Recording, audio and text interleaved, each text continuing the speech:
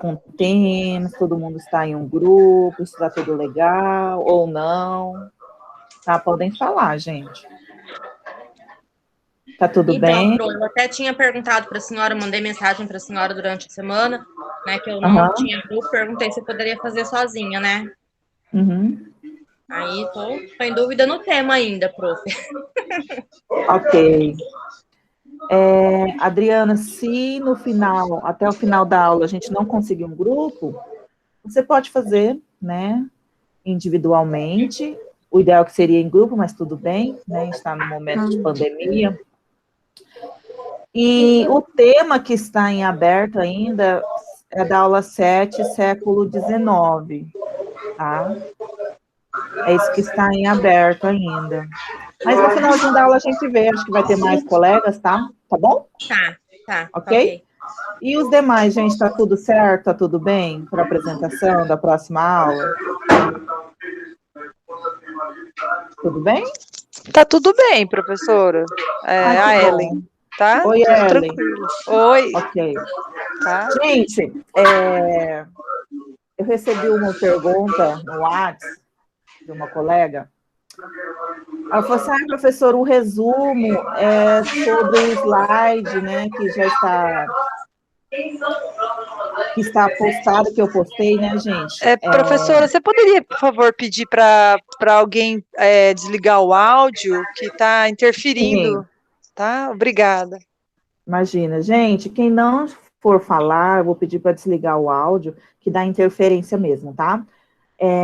Então, gente, em relação ao resumo, né, vocês têm que consultar o guia mesmo, tá? Porque uma aluna veio me perguntar, professora, você postou o slide da aula 6, mas é muito curto, sim, porque aquele slide é o meu resumo em relação ao material. Então, vocês terão que fazer a leitura e fazer o próprio resumo, tá? Não pode resumir o resumo do resumo, né? Senão não vai ter, dependendo do tema, não conseguirá produzir nenhum parágrafo, ok? Certo? Então, consulte o guia, pode consultar outros materiais de apoio, tá bom? E, assim, acho que a maioria já, né, leu o material e tudo, os temas são curtos, né, não são longos, tá? No máximo uma folha. Então, é uma forma bem tranquila de fazer o trabalho, certo? Outra questão, gente, professora, como que, né, vai ser a apresentação do seminário? Eu posso só ler o resumo? Sim. Todo mundo tem que ler, professora? Não, isso quem vai decidir é o grupo, tá? Professora, posso fazer um slide? Pode.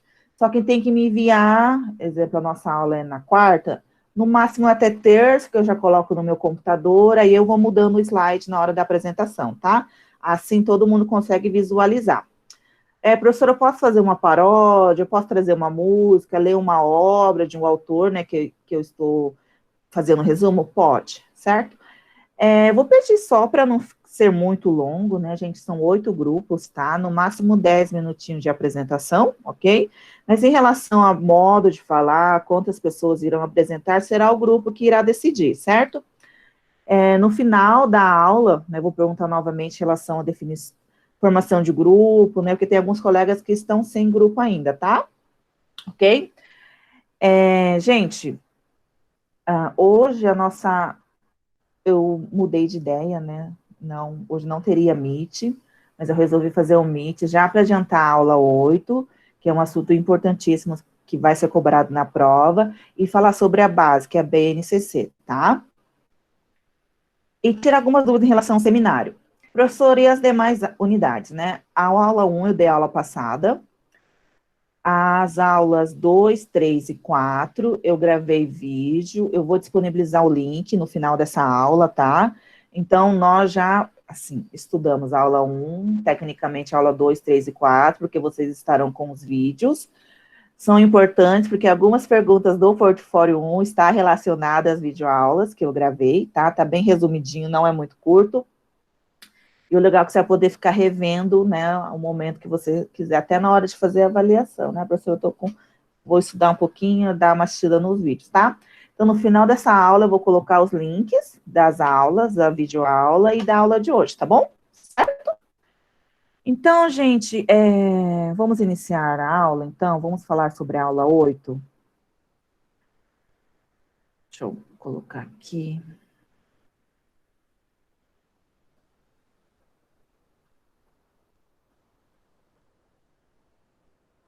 Em relação às dúvidas, pessoal, podem colocar no chat, tá? Que no final da explicação eu dou uma paradinha, dou uma olhada e a gente continua com a aula, tá bom?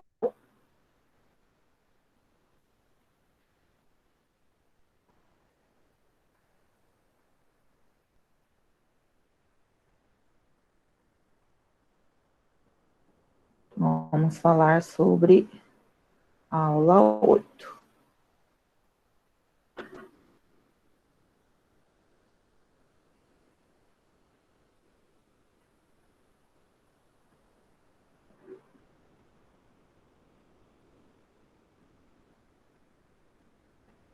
Então, gente, a aula 8 é a última aula, né, da nossa apostila. Opa.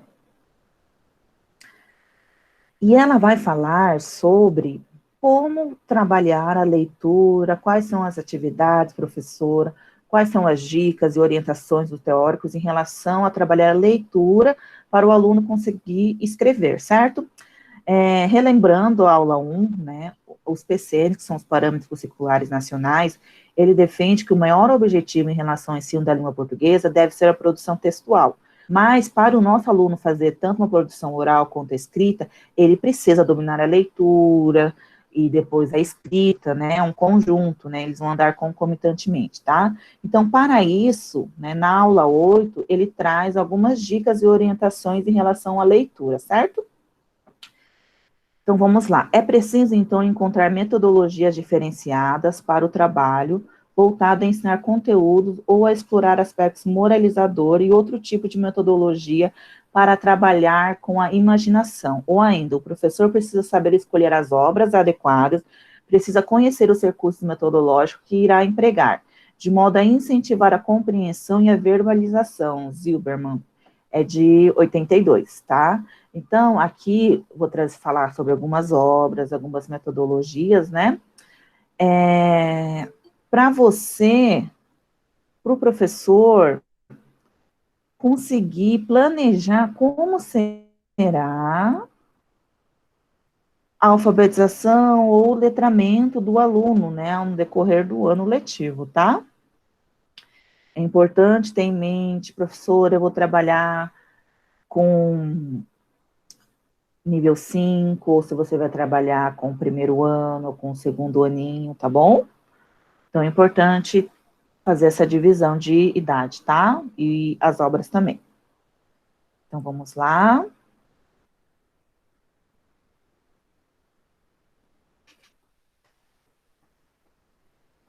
Um pouquinho que já vai voltar.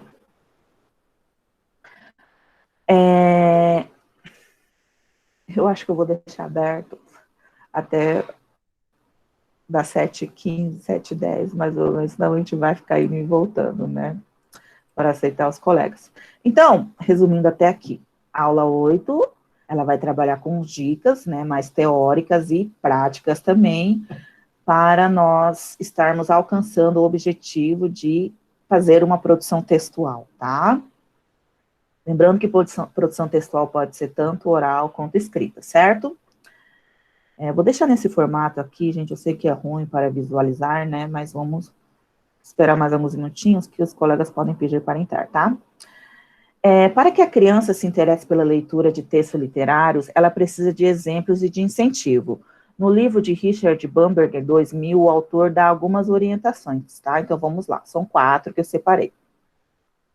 Deixa eu voltar aqui com o slide.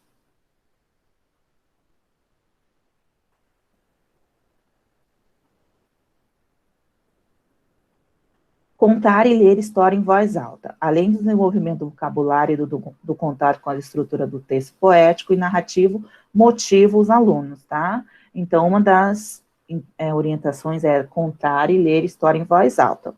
Também, né, ele dá a dica de fazer uma leitura silenciosa. Como assim, professora? Nem sempre, gente, a aula de leitura ou de língua portuguesa terá que ter a leitura em voz alta, tá? Você pode intercalar com a leitura silenciosa. Por quê? Segundo o autor, pesquisas mostram que a compreensão é melhor dessa forma. O que é leitura silenciosa, professora? É quando cada um pega o seu livrinho, o seu texto, e começa a fazer a leitura individualmente, mas de modo silencioso. A pessoa está lendo, né, sozinha ali, concentrada. Mesmo para a criança que ainda não lê, o contato silencioso permite contato com as imagens, o desenvolvimento de imaginação e de diferentes emoções. Professora, eu trabalho com nível 5, né, algumas crianças não dominam a escrita, sim, nessa faixa, né, elas não dominam a escrita ainda, mas eu posso pedir para elas fazerem a leitura silenciosa, sim, né, aqui a importância de selecionar os livros, tá, nessa faixa de idade é importante que tenha, né, quando a criança não domina ainda a escrita, que tenha bastante imagem, certo? Porque, professora, aí ela vai associando a imagem com os acontecimentos, né, sucessivos do livro, tá? Para a criança iletrada, é importante que o professor, ao contar histórias, escolha textos curtos, fábulas, contos populares, parlenda, poemas curtos, que envolvam fadas ou animais. Criança que não... as crianças estão no mundo, né, não está no mundo da alfabetização, mas as crianças que ainda não dominam a escrita, gente, é importante que o professor escolha histórias curtas. Primeiro que o tempo de concentração deles, né, quanto mais novinhos, né, novinhos eles são, nós sabemos já, né, não sei se alguém já faz estágio, ou já trabalha, né, não tem como o professor, uma criança de 2 ou 3 anos, ficar mais de 10 minutos escutando uma historinha, certo? Então, o professor e a professora tem que ter esse cuidado, de escolher contos curtos, fábulas, tá? Geralmente coisas curtas, para que o aluno não perca, né, porque o nível de concentração deles não é muito grande, certo? E, por fim, né, trabalhar a interpretação de texto. O aumento de número de analfabetos funcionais tem comprovado as dificuldades de interpretação. Então, essas dicas, né, servem para o professor, a professora inserir e desenvolver, motivar o aluno a fazer a leitura com o objetivo final de ajudá-los na interpretação textual, certo? Acho que já dá para colocar no modo que fica melhor para visualizar. Certo? Além dessas 4 dicas, Bamberger também dividiu, em 4 fases em relação ao desenvolvimento da leitura, tá? Nós vamos trabalhar aqui. Acredito que algumas de vocês já estejam, ou já fizeram, portfólio 1, e tem essa perguntinha, tá, gente? Então, estou aqui, tem alguns colegas que estão pedindo para entrar. Permitir todos. Ou Daniele, que tem aqui, permitir todos. Pronto. Tudo certo, gente? Todo mundo na sala? Então, vamos lá. Bamberger dividiu em 4 fases em relação ao desenvolvimento da leitura. Então, o período de 2 a 6 anos é a fase do egocentrismo. Indica-se histórias que tenham cenas individuais, objetos do seu dia a dia, atividades com músicas ou jogos didáticos. Aqui é importante, né, relembrar outra dica, que os textos devem ser curtos, em relação, porque a professora Daniele, por causa da idade, né, o nível de concentração é muito pequeno ainda, tá? Então, quando você for trabalhar leitura com a sua turminha de 2 a 6 anos, né, trabalhar histórias que falam de coisas subjetivas, individuais, objeto do dia a dia do seu aluno, então por isso que é importante você conhecer a sua turma, em forma de músicas ou jogos didáticos, tá? A próxima... Opa, como assim, gente? Um pouquinho. A outra fase é de 5 a 9 anos, idades do conto de fada, mitos e lenda. Pode resolver conflitos por meio da fantasia. Segundo o autor, nessa idade, os leitores, os alunos, né, eles se interessam bastante pelo mundo da fantasia, então você pode trazer obras desse mundo relacionado a esse tema, tá? Nessa fase, a criança está deslumbrada com a sua capacidade de ler. É o momento de aproveitar isso e explorar bastante as leituras, pedir mais leituras do que atividades. Os livros não devem ter exagero na ilustração, uma vez que a criança está voltada para o texto verbal. Aqui, gente, a gente vai tentar tirar, né, escolher obras em que tenham mais a parte verbal do que a parte não verbal, que são as imagens, tá? Não é para tirar tudo. Nós vamos fazendo isso aos poucos, tá bom? Outra fase é o período de 9 a 12 anos. Aqui a alfabetização já está consolidada, tá? Trata-se de um leitor mais independente e mais crítico. Ainda há interesse pelo mágico, mas também já se prende ao real. A leitura vai facilitar-lhe a apropriação da realidade, sem romper com o estágio da fantasia, que ainda não abandonou de tudo. Então, aqui está numa fase de transição, mas esse aluno já está com a alfabetização, né, entre aspas, consolidada, está completa, né, aí vai depender se o aluno está letrado, certo? Mas aqui a gente já escolhe obras relacionadas ao mundo real, né, a coisa mais real, mais palpável, mas não pode deixar de lado o estágio da fantasia, né? E aqui, professora, a gente já posso tirar os livros que não tirar, diminuir os livros, as obras que contêm imagens, sim, vamos diminuir, porque aqui ele já está com a alfabetização completa, está consolidada. E por fim, né, é a última fase que diz respeito ao leitor competente. É a fase em que vocês se encaixam, né, pessoal? O leitor competente, aquele que consegue interpretar, compreender, interpretar e fazer crítica do texto que está lendo, certo? Como a pedagogia, ela atua até o 5º ano, né, do ensino fundamental 1, e também EJA, que é dos jovens e adultos, mas em relação ao leitor competente, que já chega mais ao ensino médio, tá? Nós não vamos falar sobre a temática dessa fase, certo? Rodali traz também, gente, é de 82, é um pouco antigo, mas são dicas importantes, tá? O que eu posso fazer, professora, para trabalhar leitura e escrita na minha aula? A Pedra do Pântano você pode pedir, né? A lista de palavras começa com a letra P. O jogo do contador de história, o professor diz, por exemplo, casa, quarto e jardim, e a partir dessas palavras, o aluno cria um texto com a extensão determinada pelo professor.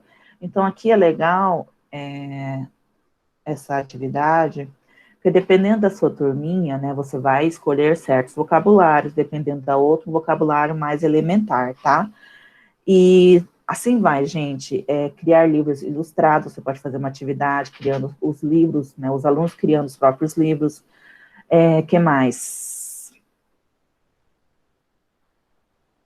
Sempre trazer, né, poesia, sugestões técnicas, tá, de como ler poesia. Aqui é importante, gente, né, é claro que isso, tudo que eu estou falando, são questões teóricas e dicas, tá?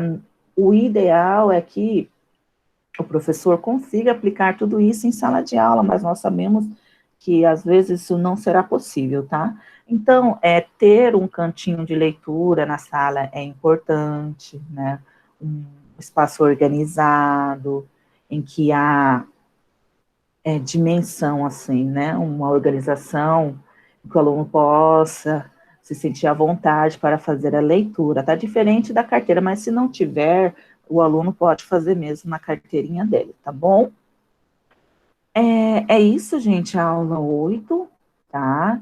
Então, retomando, ele fala sobre as dicas de como incentivar a leitura, ele dá 4 dicas, e depois o Bamberger fala sobre as 4 fases em relação ao desenvolvimento do leitor, até chegarmos no leitor competente, que é a fase que vocês se encontram, ok? E aqui tem algumas listagens, né, que vocês podem usar até no estágio, tá, para montar o plano de aula, certo? Ops, tem mais gente querendo entrar, não vi. Tudo bem, gente, em relação à aula 8, tá tudo certo? Lembrando que a aula 8, ela será cobrada, muito cobrada, na avaliação, tá? Então, se vocês quiserem fazer alguma pergunta, podem fazer. Outra questão importante, gente, em relação a incentivar a leitura, é claro, né? Tudo certo até agora, beleza, gente. Eu falo assim, o ideal é que nós sabemos, né? Principalmente na rede pública, nas particulares, a maioria já tem até a sala da leitura, um cantinho separado, com almofada, tapete, em que o aluno consiga fazer aquela leitura, né? Mas se não for possível, gente, organizar a carteira de um formato diferente, tá? O aluno entender também que aquele momento é um momento de ler, dele ficar calmo e concentrado, certo? Alguém já faz estágio na educação infantil ou no ensino fundamental 1 e já presenciou esse momento de leitura? Como que é, gente? Os menores, né, os menorzinhos, eles ficam concentrados por muito tempo. Quer falar, Charlene? Pode falar. Não, eu faço estágio com dois, tanto com Fundamental 1 quanto infantil. Uma citação que eu estava vendo sua sobre histórias que tenham 4 contos diferentes, parece aquele Papelzinho Adormecida no País das Maravilhas. Já é uma história mais de fundamental, né? E uma coisa assim que eu aprendi sobre as histórias, hoje trabalhando com educação infantil 1, eu trabalho com nível 3. Então, eles exigem muito que nossos livros, que eles tenham roda de leitura. Toda sexta-feira, cria um livro para casa e faz o registro. E esse livro ele tem que ser livro com bastante. Não pode ser a letra script, porque como nós estamos alfabetizando, né, aquele processo básico, tudo, então ela só identifica aquele tipo de letra. Então, assim, tem muitos porquês quando você vai a história para envolver criança que você, nossa, na faculdade parecia tão fácil. Quando você chega na sala, você fala, meu Deus, mas é sentar uma almofada confortável, 5 minutos.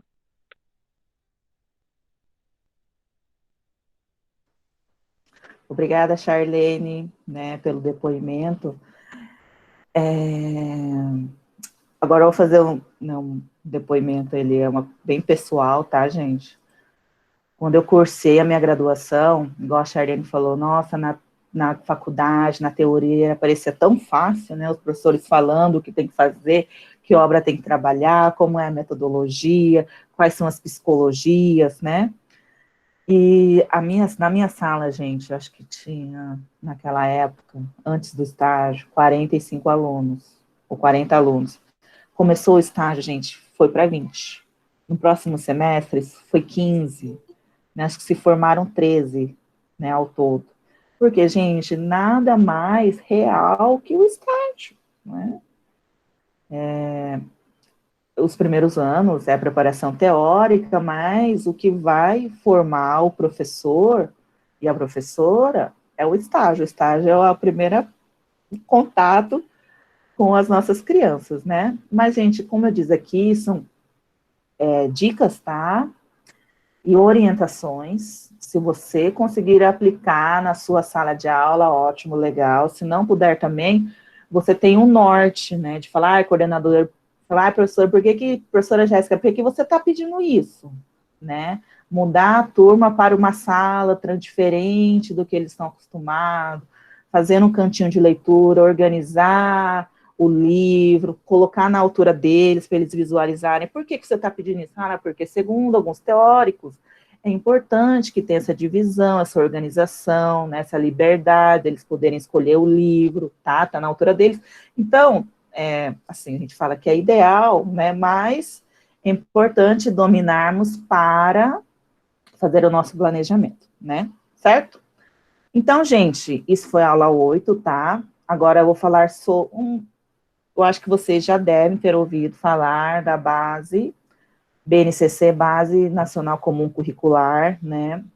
Ele não só vai cair em concursos, mas ele vai despencar, né? Como já foi cobrado em vários processos seletivos no estado, ele foi super cobrado, né, várias questões sobre a BNCC.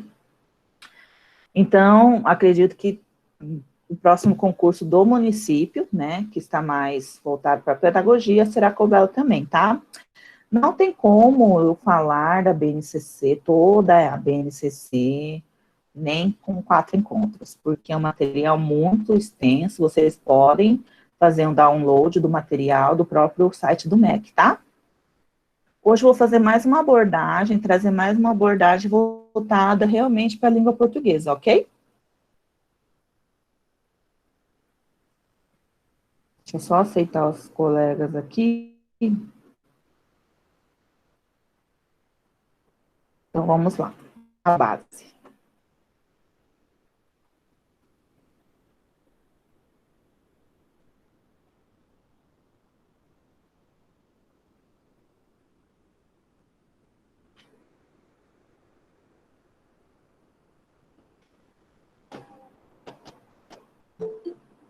Ops, deixa eu voltar aqui.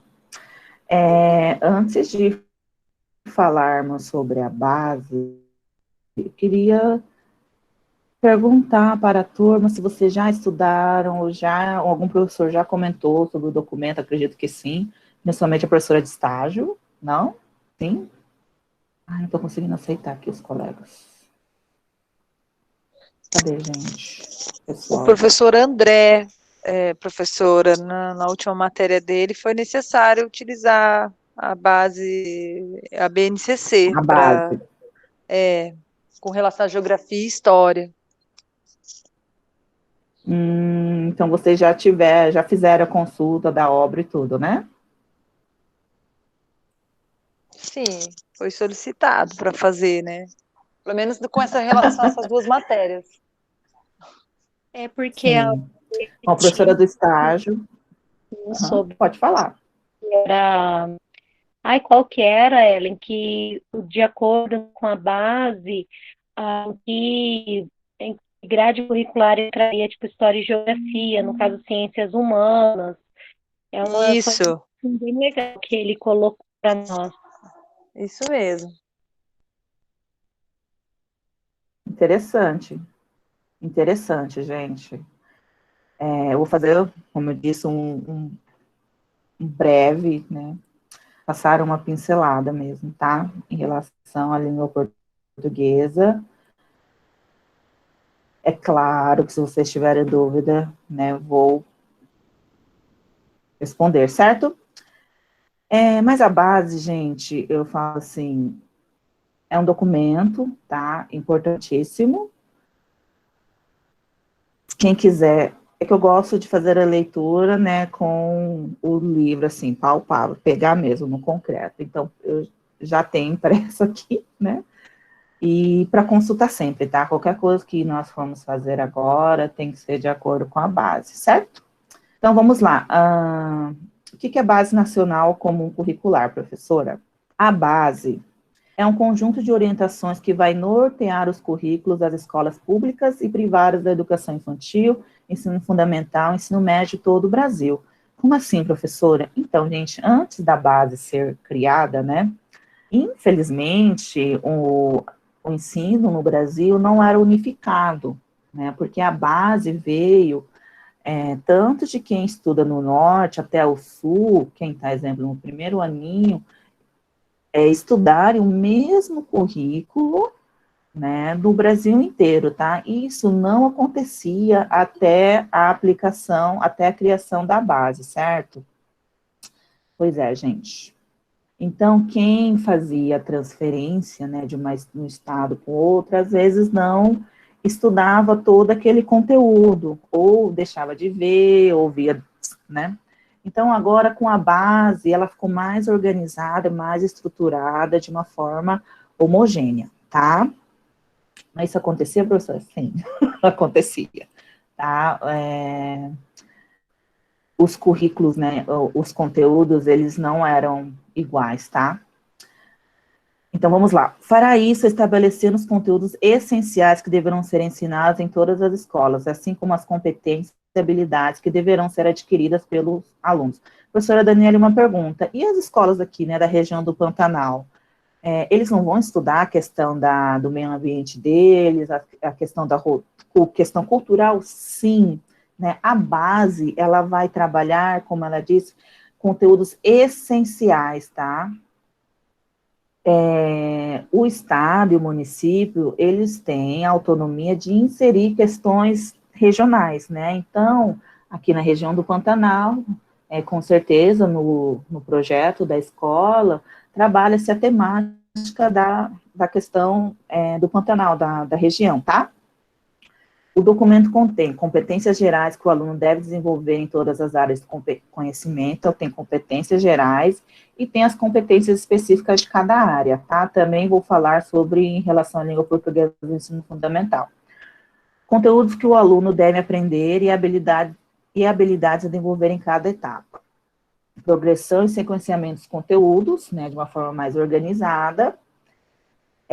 Aqui é importante, gente, a proposta, né, entregue pelo MEC, ela foi em 2017 e tratou do ensino infantil e ensino fundamental. A do ensino médio, ela já está consolidada, tá? E tem um período para as escolas estarem se adaptando, certo? Qual é o objetivo da base? Elevar a qualidade do ensino em todo o Brasil, indicando com clareza o que se espera que os estudantes aprendam a educação básica. Como eu disse no início da aula, né, no início da BNCC, infelizmente, os conteúdos, eles não eram, né, trabalhados de forma igualitária no Brasil, tá? Então, se o aluno mudasse de um estado para o outro, ele não estudaria alguns conteúdos, né, certo? Então, com a BNCC, é garantido que o aluno tenha contato com esses conteúdos específicos, tá? Essenciais.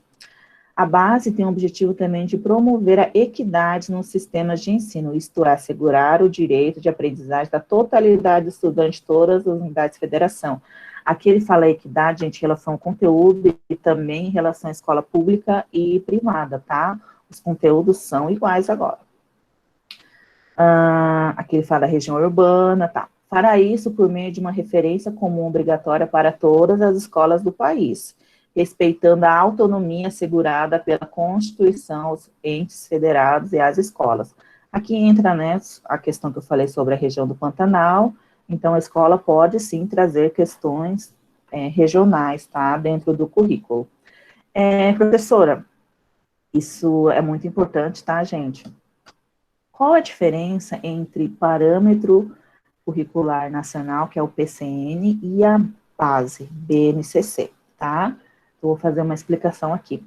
A base é uma referencial obrigatória, mas não é o currículo. Seu papel será justamente o de orientar a revisão e elaboração dos currículos nos estados e municípios. Como assim, professora? Vou explicar de uma forma mais simples. A base estabelece o objetivo que se espera que os estudantes venham atingir, enquanto o currículo define como alcançar esses objetivos. De maneira simples, gente, a base indica o destino, né? Exemplo, tem que chegar aqui. A base, os alunos, em relação à língua portuguesa, tem que chegar aqui.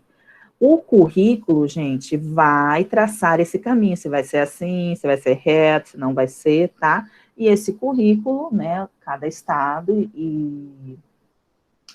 tem a autonomia de acrescentar, dependendo da região, certo? Então, essa seria a explicação mais abrangente em relação ao BNCC, tá? Por isso que a base é um documento, é um documento que foi bem esperado. Na verdade, ela já existia no papel, a ideia de criá-la, mas só foi consolidada mesmo em 2017, com a educação infantil e ensino fundamental. O ensino médio já saiu, né, algum tempinho atrás, mas as escolas ainda estão em tempo de adaptação para implantá-la, tá? Alguma pergunta, gente? Tá tudo certo em relação à base? Professora, então quer dizer assim, que a base é um documento e o PCN é outro documento, então, é isso? Isso. O PCN, gente, ele é antigo, mas não morreu, tá? Por isso que eu até comentei, citei na aula 1, né? É assim, a base, como eu disse, né? A base vai definir a chegada. Um pouquinho no notebook está escrito. A base define o objetivo, né, BNCC, para todo o Brasil. E o currículo, né, os PCNs, eles estão sendo atualizados, né, e que define o caminho, tá? Então, a base, mesmo sendo um documento recente, ele não anula os PCNs, tá bom? Então, assim, a apostila, para o nosso guia, né, o apostila, é todo PCN, né? Quando a gente vai ler lá, é tudo PCN. Então, tá certo, é isso mesmo, né? Tá certo, é isso mesmo, tá? Mas ele merece ser revisado e Eu atualizado, percebi um tá? pouquinho, eu falei assim, aí eu fiquei em dúvida, eu falava, gente, eu acho que tá um pouquinho, eu acho que está desatualizado, eu acho que no lugar do PCN aqui deveria ter base, BNCC. Aí agora você me falando, Não, não, que os dois têm o seu valor, né, professor? Os dois os dois documentos têm o são... seu valor. Tanto é que se vocês procurarem, né, no site do MEC, os PCNs estão lá, gente. Cada matéria tem o seu PCN, tá? A base traz tudo junto, mas é claro que é dividido por matéria, né, gente? Mas está tudo em documento só, tá? Então, os PCNs não morreram, tá, gente? Estão vivos. E para um Mas o nosso concurso tem que guia... saber os dois, né? Então, Ellen, eu acredito que se você for focar, assim, que os PCNs também serviram de base para o BNCC. Então, se você, assim, focar mais na BNCC, automaticamente já vai dominar os PCNs. Né? Então tá bom, ótimo. Tá bom? Ótima dica. Mas, assim, Tá uma bom. pergunta, que eu não tenho acesso às outras disciplinas, mas, exemplo, teve do professor André. Lá tinha sobre BNCC ou só PCN? Só PCN. Na apostila só o PCN, mas para responder o portfólio, o trabalho, o que ele queria, né? Utilizei, assim, acho que a grande maioria utilizou a BCN, A BNCC. É BNCC, Isso. desculpa, que eu estou aprendendo essas siglas e BNCC. Não, tudo bem, BNCC. Tá? Então, gente, o nosso material, né, a gente tem que fazer um trabalho coletivo, os professores terão que atualizar. Mas os PCNs não morreram e a BNCC tá ali, tá juntinho. Então, mais coisa para vocês estudarem, que legal, né, gente? Para a gente estudar. É verdade. Ai, que loucura, tá bom, né, né, gente? Mas, gente, olha, analisando, assim, é trabalhoso. Não sei, gente, eu acho que vocês já não têm essa ideia, essa ilusão de que depois que terminar a pedagogia, né, vocês não estudarão mais.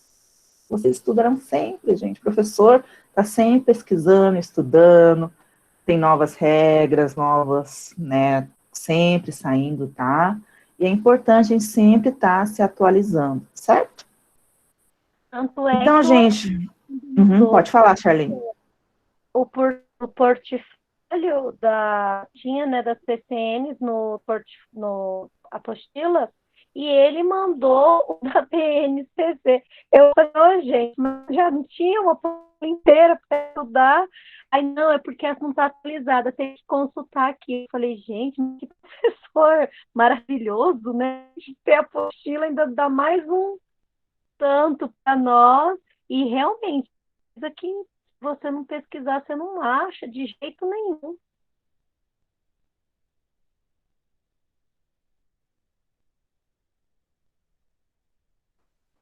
Então, gente, eu falo na BNCC, mas depois que vocês começarem a, né, atuar como professoras e professores titulares, a BNCC será praticamente um guia, assim, um material extra que vocês sempre terão que consultá-la, porque tudo que você for fazer, planejar, é relacionado à BNCC, tá? O Estado também, para quem for trabalhar com EJA. Ou virar uma coordenadora ou coordenadora, tá? Você vai ter que revisar os planejamentos professores de acordo com a BNCC, tá bom? O lado bom da BNCC, gente, que ele né, tem essa ideia de unificar o ensino brasileiro, tá? Infelizmente, isso não era uma coisa real, agora está sendo, né, encaminhado mais organizado, ok? E também, gente, para dar ele fala equidade, né? Para igualar realmente o ensino público com o ensino privado, né? Nós sabemos que há uma diferença, né? Infelizmente, em algumas cidades, tá? Então, assim, É um documento extenso, sim, professora, mas é necessário, ok? Agora, gente, eu vou falar sobre, tá? Não vou ler, são 10, né? Mas vou falar sobre os principais tópicos, tá? Então, as competências específicas da língua portuguesa para o ensino fundamental. Então, aqui eles traz são 10, tá? Compreender a língua como fenômeno cultural, histórico, social, variável, heterogêneo e sensível aos contextos de uso. Reconhecendo-a como meio de construção de identidade dos seus usuários, de seus usuários e da comunidade em que pertencem. Atenção, gente, que ele fala bastante sobre cultural, histórico, social, tá? E identidade. Por isso, né, que falei que os PCNs não morreram, que o PCN traz como objetivo principal a produção textual e oral, né? Mas para o aluno alcançar esse objetivo que o APCN defende, ele tem que entender que a língua é um fenômeno cultural, sim, histórico, né, social, e que também serve como identidade, né, dos alunos, tá? 2, apropriar-se da linguagem escrita, reconhecendo-a como forma de interação nos diferentes campos de atuação da vida social, utilizando para ampliar suas habilidades de participar da cultura letrada, de construir conhecimentos, inclusive escolares, e desenvolver com a maior autonomia o protagonista em relação à vida, tá? Então, aqui ele fala sobre o domínio da linguagem escrita, né? E aqui ele fala também sobre questão social, cultural, trazer o aluno para o centro, né, da educação, da formação acadêmica dele, escolar dele. 3, ler, escutar e produzir textos orais, escritos e multissemióticos que circulam em diferentes campos de atuação e mídia, com compreensão, autonomia, fluência e criticidade, de modo a se expressar e partilhar as informações, experiências, ideias, sentimentos e continuar aprendendo. Aqui, então, o aluno tem que ler, escutar, produzir textos orais e escritos. Aqui, o que é multissemiótico, professora? Multissemióticos são textos que têm várias linguagens, né? Pode ser, relembrando que linguagem pode ser verbal, não verbal ou mista, tá? Então, aqui ele está falando de um quadrinho, aqui ele está falando de uma charge, pode ser um vídeo, tá? Então, multissemiótico, onde há várias linguagens, certo?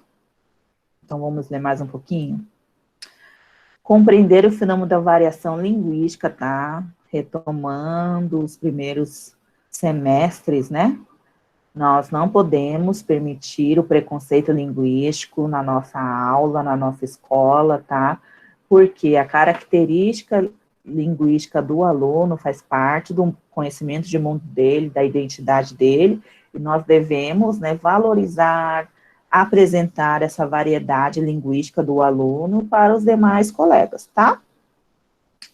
Empregar nas interações sociais a variedade e estilo de linguagem adequada à situação comunicativa. Aqui, outra questão importante, o nosso aluno, ele tem que entender que quando você, professora ou professor, está dando aula, você usa um tipo de linguagem, um tipo de variedade, uma variação, né, da língua portuguesa, e quando você está entre os seus familiares, é outra linguagem, é outra variedade, tá? Então, ele saber distinguir isso é importante, ok? Aqui ele fala mais sobre questões poéticas, mas no final, né, que eu quero enfatizar, mobilizar práticas da cultura digital, diferentes linguagens, mídias e ferramentas digitais para expandir as formas de produzir sentido no processo de compreensão e produção, aprender a refletir sobre o mundo e realizar diferentes projetos autorais. Aqui, gente, nós estamos nesse ensino remoto, tá? Então, é importante que o aluno tenha essa prática da cultura digital, de diferentes linguagens.